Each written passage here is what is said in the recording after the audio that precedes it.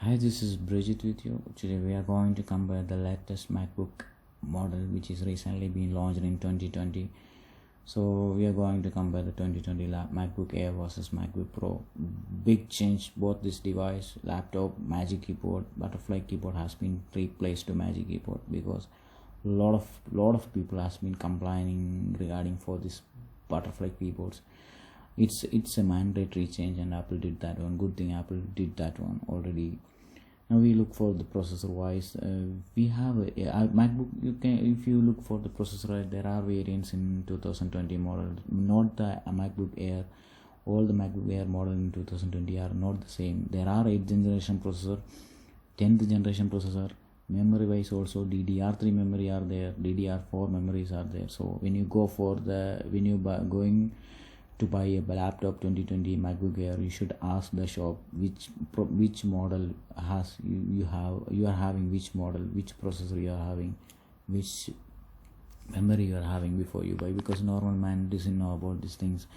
The processor wise and memory wise, they don't know about these things, they will suffer. So before you buy, take a look into the processor wise. There are variants, 8th generation, and of course you know that 10th generation processor is much faster than 8th generation. When you are buying a laptop in 2020, you should go for the 10th generation, even if the difference is $200 or $300. Now we look for the port Thunderbolt 3. Both all the device in 2020 model has been supporting the Thunderbolt 3 port, and it has a 3 Thunderbolt port has available for this MacBook Air in 2020 model. There, you know what's the difference between Thunderbolt 3 and the normal USB port? There is a big difference. You know, Thunderbolt 3 is really fast, transmitting maximum rate of 40 GB per second. It's 4 times faster than USB 3, now 3.1, and 8 times faster than USB 3. So you guys can assume what is the 8 times faster than USB 3. So if you are transferring data at a speed of 40 GB, it's very nice in 2020. You should go for that model. I think all the MacBook Air in 2020 model supports USB Thunderbolt 3 port. I think before all the model has a Thunderbolt 2.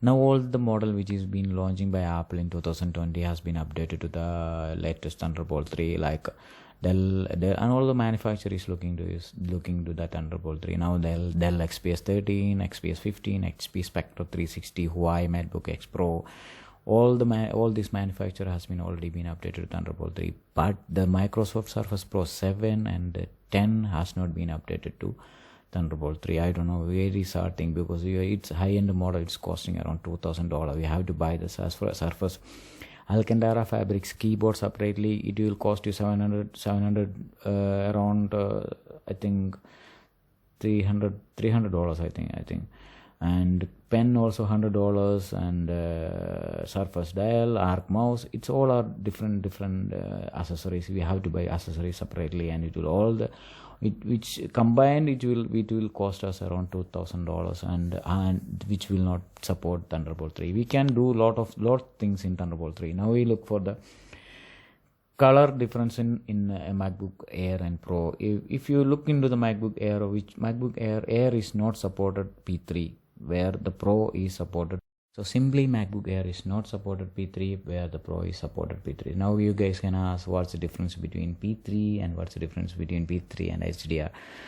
Why high definition range matters to viewers? So HDR addresses how to approach what the human eye can actually see, right?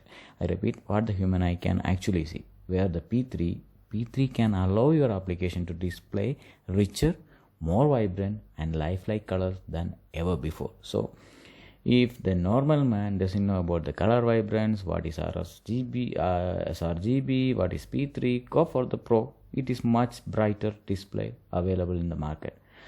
You know, Pro, it's 500 nit display. That's very, very brighter, good retina display. It's very nice one.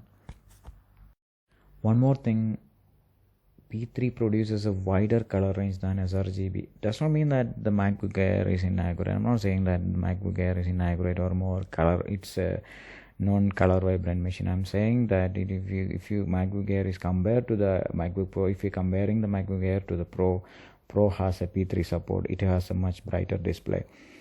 And MacBook Air has no touch bar ID, where the Pro has a touch ID.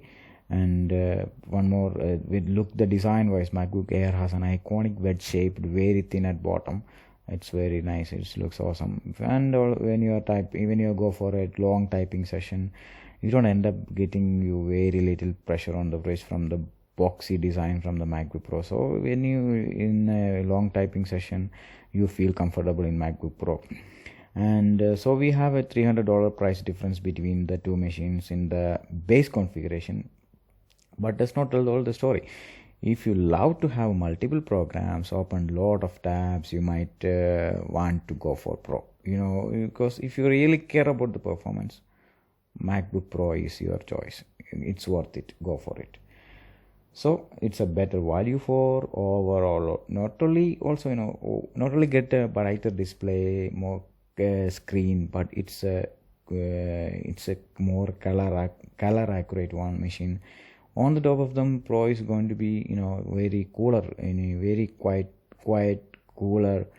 Lot of task, and you can throw it into MacBook Pro. Where if you giving more workload to the MacBook Air, it will be the fan will be run at a more RPM. It produces more heat. It's noisy. It's very hard for a normal man. I mean, it's very hard for a $1,299 if you're paying $1,200 and you are getting a noisy producing high heat temperature machine. That you didn't like that. So if you really care about the performance, go for MacBook Pro. Or if a normal web browsing only, just you look in emails, just doing normal things, just watching videos, go for the MacBook Air. But I repeat, there is a variance, there is a processor wise variance are there, brighter display, and performance wise, MacBook Pro is my choice. Go for the MacBook Pro.